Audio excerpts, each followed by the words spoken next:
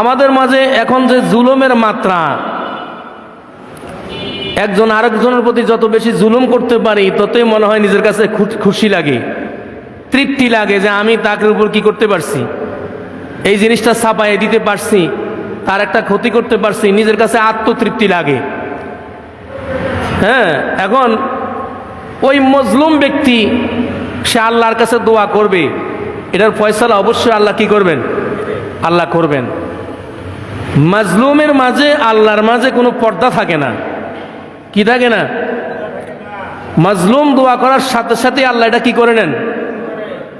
মা বাবার দোয়া যেভাবে কবুল হয়, যার উপরে জুলুম করা হয় তিনি দোয়া করলো আল্লাহ দরবার সরাসরি কি হয়ে যায়, কবুল হয়ে যায়। তবে আল্লাহ এই অ্যাকশনটার সাথে সাথে হয়তো দেয় নতুবা দেয় না, আল্লাহ সময় সুযোগ মতো দেয়। কথা বুঝতে পারছেন? এখন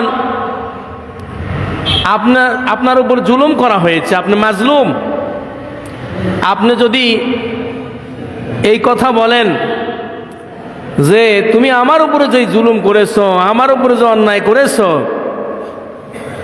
আল্লাহ মাফ করলেও আমি তোমাকে মাফ করব না, আল্লাহ তোমার তওবা কবুল করলো আমি তোমার তওবা কবুল করব না, তাহলে এই কথার দ্বারা সে কি হয়ে যাবে, কাফের হয়ে যাবে, সে আর মুসলমান থাকবে না।